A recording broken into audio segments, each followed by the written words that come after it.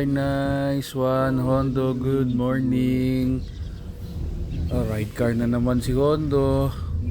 Siyempre, every Saturday yan, matik.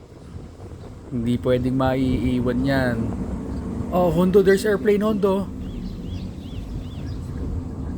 Oh, hindi nakita. Oh, hindi talaga nakita. Hindi tama yung ginagawa. Oh, wala na, opposite direction.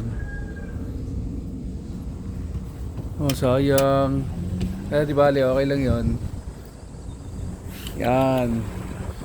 So, at 5:15 AM, pupunta kami ng Kadiwa.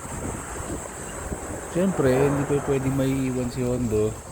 Kahit paano ito yung inaabangan niya on a weekly basis. Once a week lang naman to. Siyempre, pagbibigyan natin yung alaga nating kasama sa pamilya.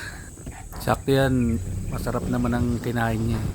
Kasi nilagyan namin ng carrots, konting watermelons, chop, tidbits ng watermelon, tidbits ng carrots, cucumbers, and tidbits ng konting papaya.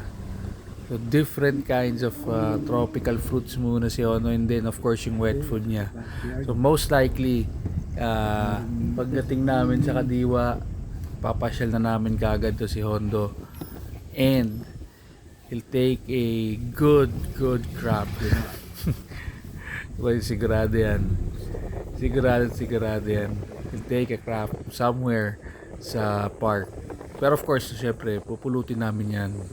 Naka-plastic, hindi ba pwedeng hindi. At syempre, nakakahiya yun. So, yeah, gusto ni Hondo, lalo na ngayon, medyo makulimlim. Gusto ni Hondo yun, yung tawag ito, yung nakaano lang siya, yung mahampas yung hangin sa mismong mukha niya, kasi medyo mahangin nga gawa ng makulimlim. Tuntua yan. Tuntua. There are times na si Hondo lilipat yan sa kabilang window, pero since yung kabilang window, car window, nakasarado yun hindi ko naman kakayanin na lumipat sa kabila tapos lilipat na naman sa kanan. So usually nasa kanan lang kami. Nasa kanan, tsaka mas marami siya nakikitang usually yan, tao, pusa, yan, marami siya nakikita. Though yung mga pusa, best friend ni Hondo yan, hindi naman niya totally na tinatahulan since moving yung sasakyan so hindi niya totally tinatahulan yan, do titingnan lang niya. Ganun lang yan, ganun lang. Nag-enjoy na naman si Hondo. Kukulit na to si Hondo. Lumilipat sa kabila. Pansin nyo, hawak ko yung ano niya, harness niya. Kasi yan nga, nagkukulit yan si Hondo So yun, nandito na tayo sa my park. Maraming salamat. At mamaya ulit tayo. Thank you. God bless always.